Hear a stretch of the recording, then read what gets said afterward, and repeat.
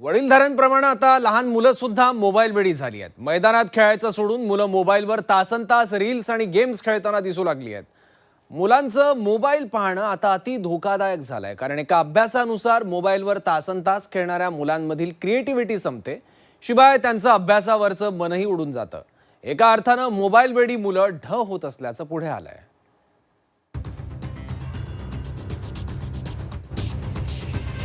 तुमची मुलं मोबाईल पाहतायत, खबरदार।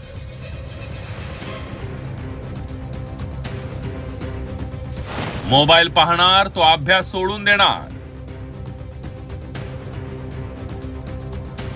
मोबाईलमुळे तुमची मुलं ढ होणार। अन्न, वस्त्र, निवारा या मूलभूत गरजांमध्ये आता मोबाईलचा समावेश झालाय। मोबाईल फक्त संवाद साधण्याचं साधन म्हणून मर्यादित राहिलेला नाहीये। मोबाईलनं माणसाचं आयुष्य व्यापून टाकलंय। मोबाईल माणसाच्या आयुष्यात एवढा खोलवर गेलाय की माणसाचं माणूसपणच मोबाईल संपून टाकतोय की काय असा प्रश्न निर्माण झालाय। मोबाईल वेडाचा पहिला बळी ठरतायत लहान मुलं। लहान मुलांना मोबाईलचं अक्षरशः व्यसन लागलंय। मोबाईलच्या अतिवापरानं लहान मुलं गंभीर आजाराच्या विळख्यात सापडली आहे।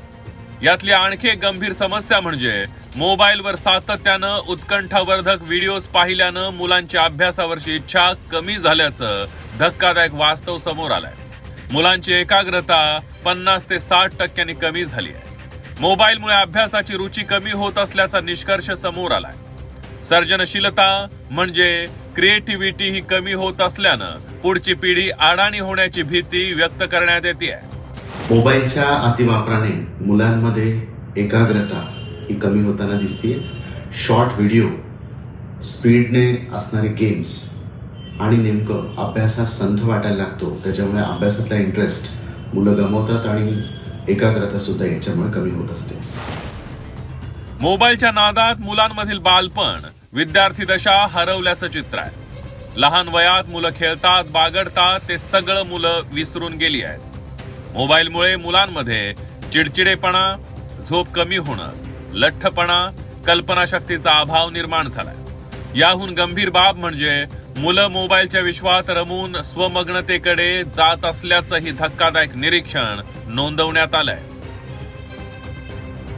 चिडचिडेपणा खूप जास्त वाढलाय। छोट्या छोट्या मनासारख्या गोष्टी नाही झाल्या तर त्याच्यातनं चिडचिड करण्याचं प्रमाण खूप जास्त वाढतंय। सार्वजनिक अलूफ म्हणजे सार्वजनिक कार्यक्रमांमध्ये जाणं टाळतात किंवा गेले तर आपला मोबाईल आणि आपणच असतात। इतर लोकांमध्ये ते मिक्स होण्याचं टाळत असतात। मोबाईलच्या प्रकाशाचा मुलांच्या डोळ्यांवर गंभीर परिणाम होत असल्याचं समोर आलंय।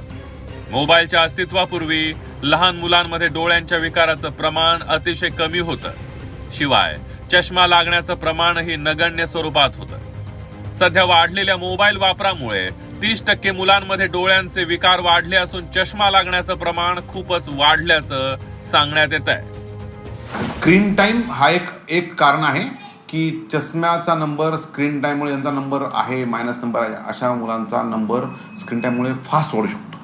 आणि त्या उलट जर मुलं 2 तास बाहेर खेळत असतील तर त्यांचा चष्मा नंबर वाढण्याचे प्रमाण जो आहे तो थोडासा कमी होऊ शकतो। डोळ्यात पाणी येणं, डोळे लाल होणं असे प्रकार आहे। स्क्रीन टाईममुळे that is called computer vision syndrome. तर कॉम्प्युटर व्हिजन सिंड्रोममुळे डोळ्यात थकणे, डोळ्यात लाल होणे, डोळ्यांना पाणी येणे, डोकं दुखणे हा सगळा त्रास होऊ शकतो। आणि त्यांना जर नंबर असेल तर हा त्रास आणखीन जास्त वाढू शकतो। पालकांनी मुलांपासून स्वतःची सुटका करून घेण्यासाठी मुलांच्या हातात मोबाईल दिला, पण याच मोबाईलनं पुढची पिढी धोक्यात आणली आहे।